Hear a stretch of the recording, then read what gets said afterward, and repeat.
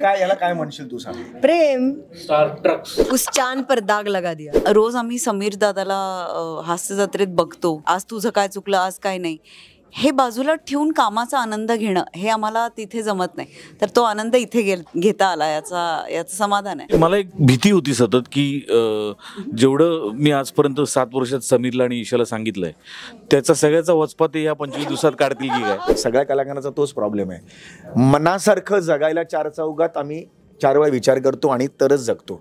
कारण कुठली गोष्ट फक्त काढून ती फक्त हायलाईट करतील आणि त्याची न्यूज करतील ते माहीत नसतं. हॅलो नमस्कार फ्रेंड्स, मी मज्जाची नीलम. गुलकंद हा चित्रपट 1 मे पासून तुमच्या भेटीस येतोय आणि याची धम्माल कास्ट माझ्यासोबत आहे. कसे आहात? मस्त, एकदम मजेत. सुपर. येस. आता असंच विचारेल सगळ्यात आधी की मेकिंगच्या वेळेस किती मज्जा केली आहे? खूप मज्जा केली. कारण हा ग्रुप आल्यावर आणि वर आमचे 2 कॅप्टन्स आहेत त्यामुळे मज्जा होणारच आहे. दुसरं आणि हा चित्रपट सुद्धा मज्जाच आहे. तुमचं जे आहे ते आणि मज्जाशी खूप जवळचे संबंध आहेत आपले. त्यामुळे हा चित्रपट करताना मुळात ऑफ स्क्रीन ऑन स्क्रीन खूप आम्ही धमाल केली. आणि आता हे तुम्हाला खूप टिपिकल वाटेल पण खरंच आम्ही खूप मजा केलेली आहे. आणि जिथे प्रसादोकांसारखे को आर्टिस्ट असतात की खूप इतरांना को आर्टिस्टना रिस्पेक्ट देणे, जर जास्तीचा रिस्पेक्ट देणे की समीर चौगुले आल्यावर उगीच समय ये ना बस समय काय पाहिजे का बघ वगैरे, हे सगळं त्यांनी करून झालेलं आहे. त्यामुळे ईशा डे आहे त्यांचं एक वेगळं इंग्रजाळलेलं त्यांचं एक हे होतं. हे सगळं हे करून इतक्या बारीक बारीक गोष्टी मी शिकलेलो आहे. सईला मी थँक्यू म्हणू शकतो या चित्रपटासाठी. दुसरा जेव्हा चित्रपट करेल सई नाही एवढं ओव्हरऑल कसं आहे की को आर्टिस्टच असे सगळे घेतलेले आहेत. वनिता खरात आहेत त्यामुळे वनिता खरात असताना काय दुसरं होणार, फक्त धमालच होऊ शकते. आमचा तेजस आहे, त्याच्यानंतर जुई आहे, शार्विल आहे. एक धमाल टीम होती. एक 25 ते 27 दिवस लागले मला. 26-27 दिवस आम्ही हा चित्रपट पूर्ण केला. त्यामुळे ऑफ स्क्रीन ऑन स्क्रीन खूप धमाल केली. नाशिकमध्ये आम्ही मॅक्झिमम 80% नाशिकमध्ये हा पूर्ण आम्ही शूट केला. आणि काही जण आमच्याकडे आजारी पण पडले. ओके. हां, मग ते खूप त्यांनी ग्लॅमर घेतलं, सगळ्यांकडून ग्लॅमर घेतलं. खूप सगळ्यांनी त्यांची काळजी घेतली. 102 तापात मी अगदी जोक सपाट पण 104 वाढवून सांगितलं ना. हां, 104 ताप असताना हिने पबमधले सगळे सीन दिलेले आहेत आणि सगळे फिजिकल हेवी सीन होते. या बाबतीत तिचं मी खरंच कौतुक करेन, जोक सपाट पण खूप तिचं कौतुक वाटलं त्या दिवशी. आणि कुठेही म्हणजे जेवढ्या वेळा सर सांगत होते तेवढ्या वेळा ती टेक देत होती आणि ते प्रचंड पहाटेपर्यंत आम्ही करत असो. तेव्हा मला खूप म्हणजे ईशाबद्दल खूप अभिमान वाटला की ईशाला या एवढ्या यंग एजला एवढा सुंदर रोल मिळाला आहे. सो ऑथर बॅक्ट आहे आणि त्यांनी खूप अप्रतिम काम केलेलं आहे या चित्रपटात. कारण मी हे बोलू शकतो आणि मी चित्रपट बघितलेला आहे. सो अतिशय सुंदर काम केलेलं आहे. हे दोघे दिग्गज आहेतच सिनेमातले. प्रसाद ओघ यांचा 109वा चित्रपट आहे. म्हणजे तुम्ही विचार करू शकता की किती अनुभव त्यांच्या पाठीशी आहे. सईचा सुद्धा माझ्या मते 57वा किंवा 58वा 60 हो 67 तू 60-70च्या मध्ये. त्यामुळे तुम्ही हा विचार करू शकता किती अनुभवी कलाकार आहेत. आणि त्यांनी सुद्धा खूप बारीक बारीक गोष्टी कळत नकळतपणे सांगितल्या. असं कोणी ये बारा बस असं कोणी समजवायला जात नाही. पण सईचे किंवा प्रसादचे नुसते शॉर्ट्स बघून क्लोज बघून सुद्धा खूप आणि आम्ही खूप चर्चा करत होतो त्यावेळेला की खूप बारीक बारीक गोष्टी ते कसे स्वतःला अप्रोच कॅमेरासमोर कसे उभे असतात. खूप म्हणजे हे म्हणतात ना, हे काम सुद्धा झालं आणि एका प्रकारची छोटीशी कार्यशाळा सुद्धा झाली. वा. ईशा, तुला विचारेल की पहिला चित्रपट मुख्य भूमिकेतला दडपण होतं काम करताना यांच्यासोबत? खूप एक्साइटमेंट होती दडपणपेक्षा. कारण कम्फर्ट झोनमधले लोक होते, ओळखीचे लोक होते. आमचे दोन्ही कॅप्टन्स गुरु आहेत माझे, त्यामुळे तो कम्फर्ट झोन होता. समीर दादाबरोबर माझ्या पहिल्या स्किटपासून हास्यजत्रेच्या मी समीर दादाबरोबर काम करते, त्यामुळे एक्साइटमेंट खूप होती. आणि दादा म्हणाला तसं हे सगळे एवढे एक्सपिरियन्स्ड कलाकार आहेत की त्यांच्याकडे फक्त बघत राहणं वॉज लर्निंग. म्हणजे मी I was a sponge there. मी फक्त ॲब्झॉर्ब करत होते.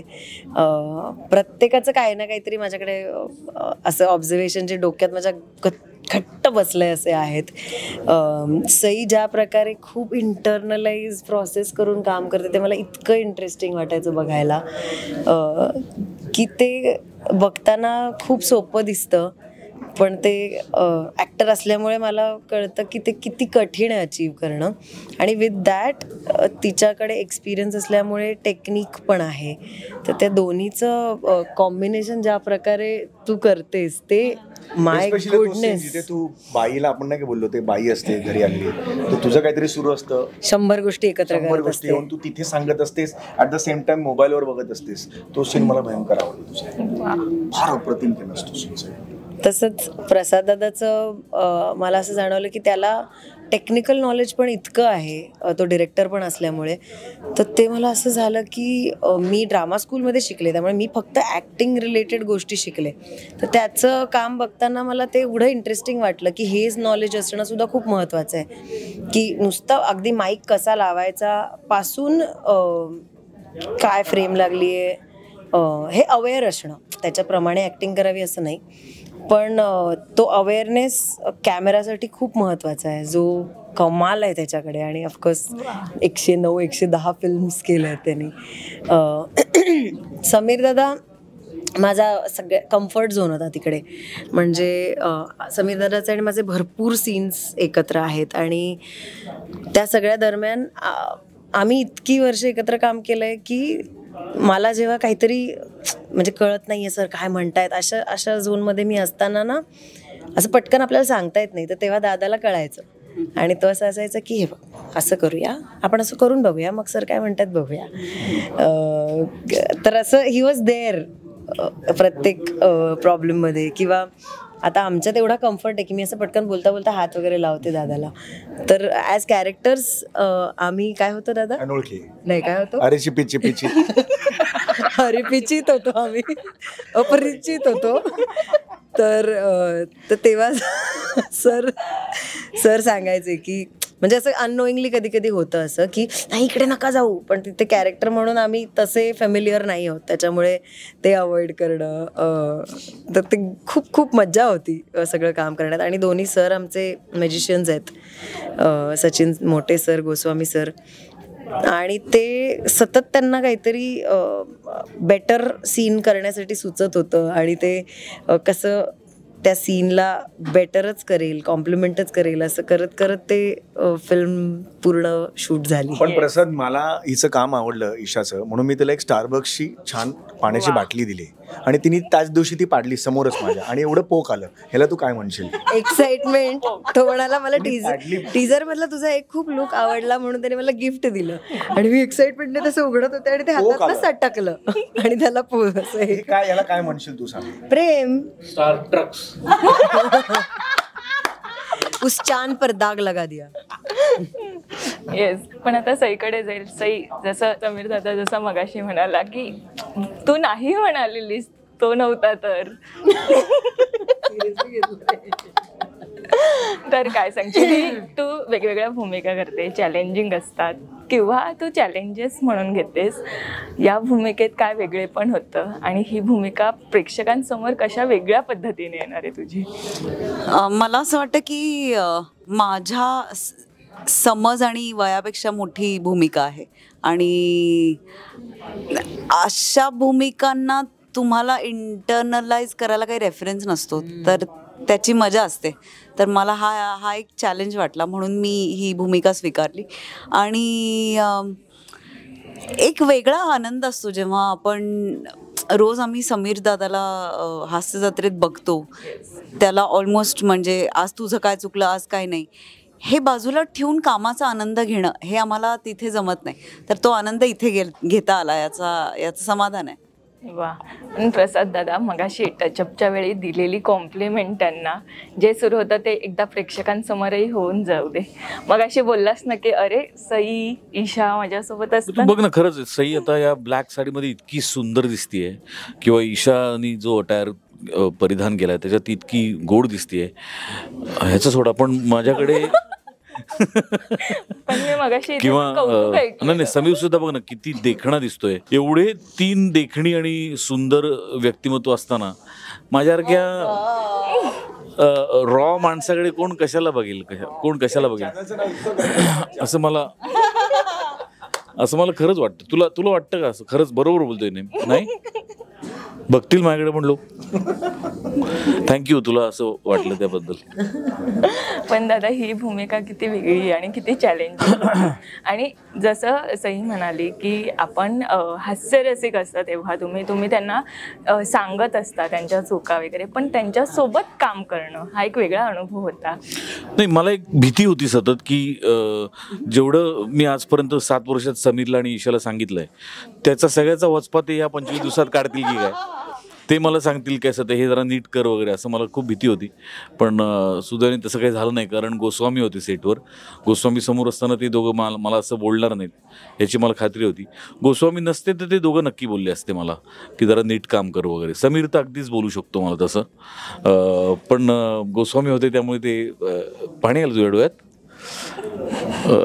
कॉन्फिडन्स नाही, मज्जा करतोय. मजा आली मला खूप. गोस्वामी मला असं काही साधा असं काही विचारणार नाहीत असा विश्वास होता. त्यामुळे जे आहे ते निश्चित वेगळं आहे. आणि बऱ्यापैकी प्रत्यक्ष आयुष्यात मी पण गिरीश मानेसारखाच आहे. स्ट्रिक्ट आहे, थोडा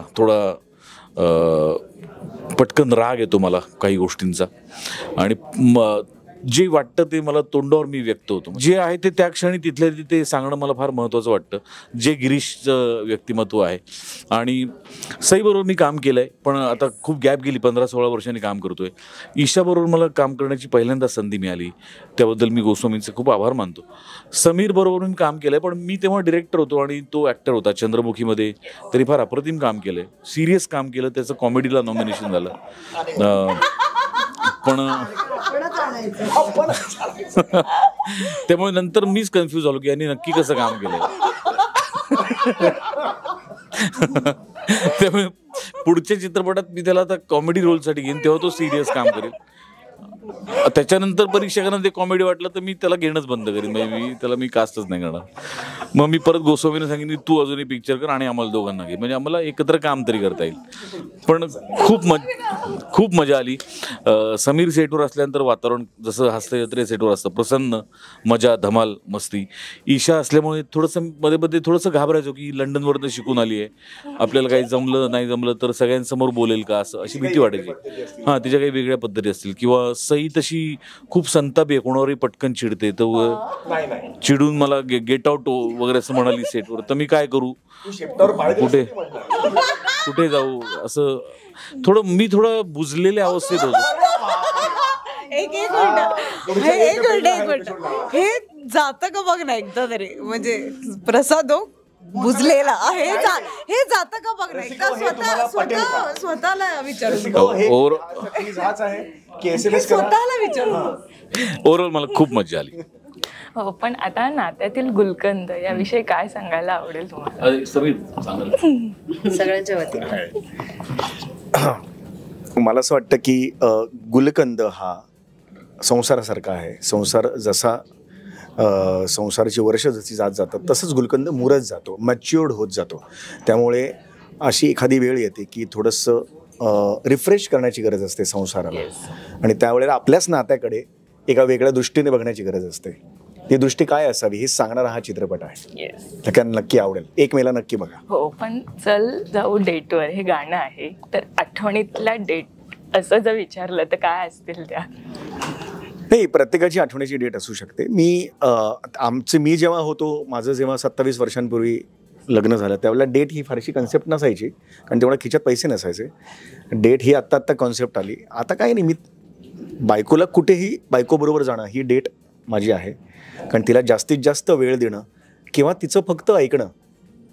खूप काही गोष्टी बोलायच्या असतात त्यांना, आपण नसतो, वेळ द्यायला आपण नसतो. त्यामुळे एवढं जरी आज प्रत्येकाने केलं तरी माझ्या मते खूप सुखाचे संसार होतील. ईशा, तुला काय वाटतंय? Looking forward. मी पण अशी प्रॉपर डेटवरती नाही गेले कधी, तर मला आवडेल जायला. वा. मी हास्यजत्रेचं शूटिंग करतो त्या दिवशी मी प्रत्येक दिवशी सईबरोबर डेटवरच असतो. पण मंजुताई सोबतची आठवणीतील डेट कोणती असेल? मंजू बरोबरची आठवणीतली डेट, तिला मी 2 वर्षांपूर्वी मी असं सांगितलं की मला अचानक एका प्रोजेक्टमधनं चांगले पैसे मिळालेत, सो मी तुला डेटवर घेऊन जाणार आहे. तर ती वेडी झाली. ती म्हणली खरंच? म्हणलं हो. कुठे? मी म्हणलं महाराष्ट्रात नाही, भारतात नाही, भारताबाहेर. तर ती म्हणली चल. म्हणलं हो य. आणि मी म्हणलं 1-2 दिवस नाही, 10 दिवस. तर ती जवळजवळ म्हणजे रडायचीच बाकी होती. प्रचंड आनंदाने वेडेपिशे होणे अशी अवस्था तिची झाली. आणि ती मग वारंवार मला विचारत होती खरं आहे का, खरं आहे का? मी सांगायचो हो शपथ खरं आहे, विश्वास ठेव. आणि असं करत एक दिवशी ती मला म्हणाली प्रसाद तू काय ठरवलंयस, पिरियड तरी मला सांग. तर मी तिला सांगितलं की ऑक्टोबर. ती म्हणली मला वाटलंच. ते म्हणलं काय आलं? ते म्हणलं रे ऑक्टोबरमध्ये सार्थक माझ्या मोठ्या मुलाचा रिझल्ट आहे आणि त्याचं तो बॅचलर होणार, त्याच्या कॉन्व्होकेशन आपल्याला जायला लागणार. तर मी म्हटलं मी त्याच्याचसाठी 10 दिवस बुक केले, 30 डेट आहे. याचा आदर्श पण जसं मगाशी सचिन मोठे सर बोलले की हा गुलकंद फक्त नात्यातल्या असं नवरा बायकोंचा नाही तर मैत्रीतला पण असेल. तर मी तुम्हाला चौघांनाही विचारेल, आता तुमची एवढी चांगली फ्रेंडशिप आहे तर एक काटा आणि एक गुलाब म्हणजे एक वाईट सवय आणि एक चांगली सवय असं सांगा, तर प्रत्येकातली काय सांगाल सगळे? अच्छा आपली ओके. नाही ओके असं येस मी यांच्या तिघांची सांगेन. हो मग ते ओके. सईची एक चांगली सवय अशी आहे की ती भयंकर काय म्हणतात त्याला, ते स्वच्छतेचं काय असतं, OCD प्रचंड आहे तिला. ती म्हणजे तिचं मी बसतो तर माझ्या इथे शेंगदाण्याची सालं बिळ पडलेली असतात, कसाही बसलेला असतो मी. तिच्या बरोबर बाजूच्या खुर्चीवर सॅनिटायझर, टिश्यू पेपर, त्याच्यावर वेट टिश्यू, मग त्याच्या बाजूला तिचं मेकअपचं सामान, मग कॉफी मग, मग खायचा बाऊल, मग सूप बाऊल, मग ते सूपचा चमचा, असं सगळं प्रचंड तिला. ते मला फार आवडतं. आणि तिच्यात न आवडणारा गुण म्हणजे आपण काहीतरी खूप इंटेन्सली तिच्याशी बोलत असतो आणि तिला फोन येतो किंवा मेसेज, ती फाटर मारते आणि फोन बघायला. तिला कळतच नाही की एक माणूस आपल्याशी बोलतोय. अर्थात तो महत्त्वाचा मेसेज असेल किंवा कॉल असेल, पण ती पटकन बघायला लागते आणि एकदम तुटायला होतं असं. म्हणजे त्यामुळे म्हणजे कनेक्ट काय बोलत होतो असं बरेचदा होतं. म्हणजे गेल्या 7 वर्षात 900 वेळा तरी झालं, पण तिला ते अजून कळलेलं आहे. ईशा खूप व्हर्सेटाईल ॲक्ट्रेस आहे. फक्त ते तिला कळायला पाहिजे की आपण व्हर्सेटाईल ॲक्टर आहोत आणि त्या पद्धतीने तिने वागलं पाहिजे. हीच तिच्यातली चांगली पण गोष्ट आणि वाईट पण गोष्ट आहे. समीरमध्ये सगळंच चांगलंच आहे आणि हेच वाईट आहे असं मला वाटतं. की एखादा माणूस सगळ्याच कसं चांगलं असतो, तो वक्त प्रचंड पंक्च्युअल आहे, त्याचं वाचन उत्तम आहे, तो अत्यंत प्रामाणिक माणूस आहे, सज्जन आहे, त्याचा विनोदाचा सेन्स लाजवाब आहे, ज्याच्यामुळे मी पटकन कुठल्याही माणसाशी कनेक्ट होतो. आणि हे सगळे एकाच माणसात कसं यार आहे, याचं मला फार वाईट वाटतं. हे सगळे गुण माझ्यात का नाहीत असं मला बरेचदा वाटतं. सई काय सांगशील? बापरे, हे का विचित्र जबाबदारी आहे. मला पशाजींचा हजरजबाबीपणा खूप आवडतो. म्हणजे presence of mind to the T असतो कायम त्यांचा. न आवडणारी अशी कुठली गोष्ट नाही आहे, पण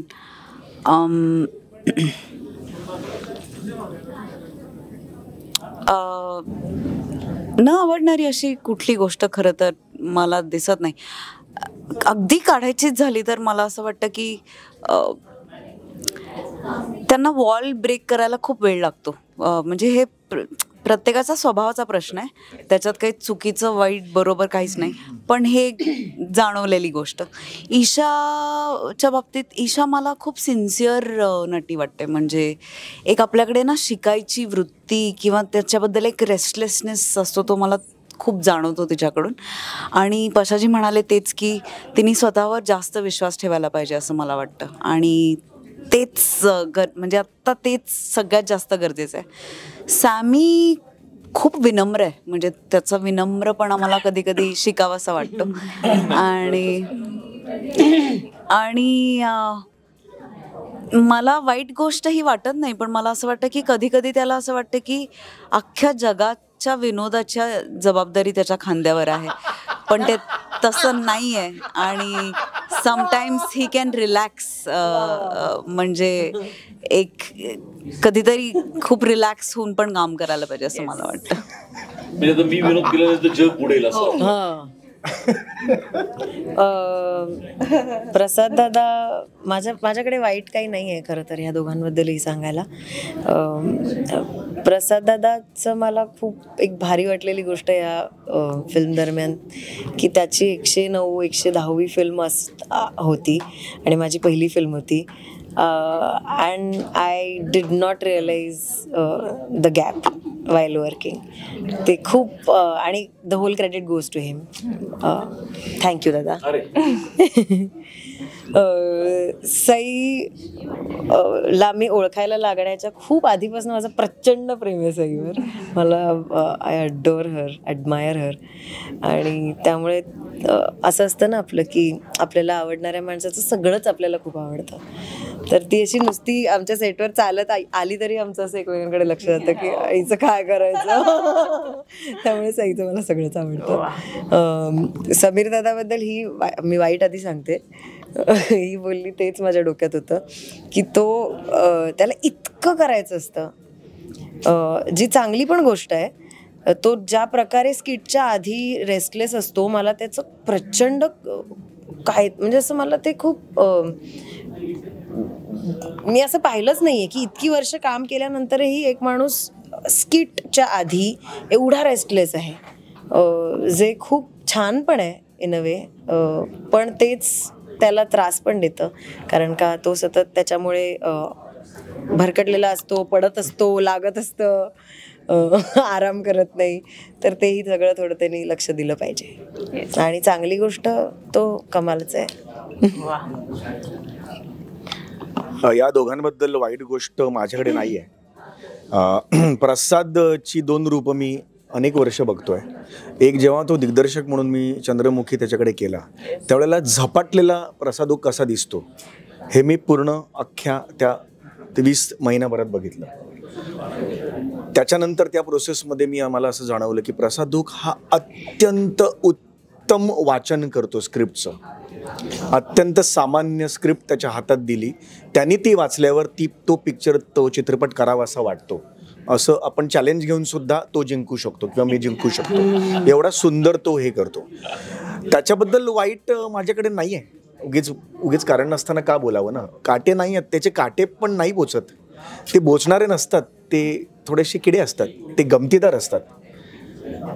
उगीच आपलं सगळ्यांना समोर बोलवायचं सिरियस आणि काहीतरी बालिश अत्यंत सिरियस प्रसादनी बोलवलं म्हणून सगळ्यांना तिकडे बोलवायचं आणि सगळ्यांना होळी एवढंच म्हणायचं. त्या शुभेच्छा पण द्यायच्या नाहीत. हे तोच करू जाणे. आणि सईबद्दल सुद्धा माझ्याकडे वाईट नाही आहे काही, कारण सईचा प्लस पॉईंट म्हणजे ती सई आहे. सई त्यामुळे सई तामणकर आहे ना ती. त्यामुळे मग ती सई तामणकर बरोबर येताना सगळ्या गोष्टी घेऊन येते. तो ऑरा पण घेऊन येते, ती सिम्प्लिसिटी पण घेऊन येते की जी तुम्हाला लगेच तुमच्या रूटला कनेक्ट होते. सई जशी आत्ता दाखवते तशी सई नाही आहे. सई अत्यंत अवखळ, अत्यंत नटकट आहे. कोणालाही पटकन टपली मारायला तिला आवडतं. ती तसं लाईफ जगणार आहे. आणि माझ्या मते ना ती आज ज्या पोझिशनला आहे त्याचं कारण ते आहे. तिच्यातलं एक लहान मूल आहे ना, इतकं वातरट आहे ना ते मूल. ते तिने जाणीवपूर्वक, तिला लय मजा येते ते करायला. त्या लहान मुलाला मांडीवर बसवते, ती त्याचं लाड करते. फक्त नंतर तिला सतत जाणवतो नाही बापरे, ती जर आता कंट्रोल केला पाहिजे लहान मुलाला, ते आपल्याला कानफडत मारायला लागले. त्यामुळे असं सईचं अनेक वेळा मी रूप बघितलेलं आहे. तिला कदाचित माहीत नसेल, पण मी ऑब्झर्व करतो तिला खूप मांडी घालून गप्पा मारायच्या असतात. पण ती थोडंसं आज सई तामणकर आहे म्हणून ती, कारण कसं असतं ना, कॅमेरे कधी काही रेकॉर्ड करू शकतात. त्यामुळे आम्हाला सगळ्या कलाकारांचा तोच प्रॉब्लेम आहे. मनासारखं जगायला 4 चौघात आम्ही 4 वेळा विचार करतो आणि तरच जगतो. कारण कुठली गोष्ट फक्त काढून ती फक्त हायलाईट करतील आणि त्याची न्यूज करतील ते माहीत नसतं. त्यामुळे सईला माझं एवढंच सांगणं आहे की तू जशी आहेस तशीच राहा, काहीच चेंज करू नको स्वतःला. बेस्ट चाललंय तुझं, उत्तम चाललेलं आहे. प्रसादला पण तेच सांगणं आहे. ईशा हा मित्र आहे अत्यंत चांगला, म्हणजे तो इज माय बडी. मी ईशाबरोबर कुठल्याही लेवलचं शेअर करू शकतो आणि ईशा माझ्याबरोबर कुठल्याही गोष्टी शेअर करू शकते आणि ईशावर माझं भयंकर प्रेम आहे. त्यामुळे हक्काने ती कधी कधी खूप हल्ली मोबाईलमध्ये असते, माझ्याशी बोलत नाही, मग मी रुसतो थोडा की अरे ही काल परवापर्यंत माझ्याशी नीट बोलणारी, कसा आहे दादा वगैरे म्हणणारी, आज मोठी शहाणपणी 2 तास झाला पुण्याहून मुंबईला आलो तरी 4च वाक्य बोलली, मला त्या मनात राहतं, मी रुसतो, बाहेर बघतो. अशा हक्काने काही गोष्टी करू शकतो तिच्या बाबतीत. त्यामुळे ईशा ही अशी आहे, ती गेली 3 वर्ष, आत्ता फेब्रुवारीत तिला हास्यचित्रित होतील जॉईन होऊन ईशाला. 3 वर्षात जी 30 वर्षांची मैत्री पण नाही होऊ शकत, ती 3 वर्षात आमच्या दोघांची हे जुळलेलं आहे. त्यामुळे असं आमचा हा ग्रुप आहे. हा ग्रुपचा अत्यंत सुंदर सिनेमा येतोय 1 मेला, गुलकंद नावाचा, बघायला विसरायचंच नाही आहे. आणि हा सोहळा आहे, नक्की जायचं आहे. धन्यवाद. 1 मे नंतर तुम्हाला जे वाटतंय चित्रपटाबद्दल ते छान सांगा, ज्यांना आवडणार तरी गप्प बसा. Thank you so much. Thank you. Marathi मनोरंजन सृष्टीमधील मालिका, चित्रपट, नाटक तसेच कलाकारांबद्दलच्या नवीन अपडेट्स जाणून घेण्यासाठी नक्की सबस्क्राईब करा इट्स मज्जा मराठी या आपल्या नवीन यूट्यूब चॅनलला.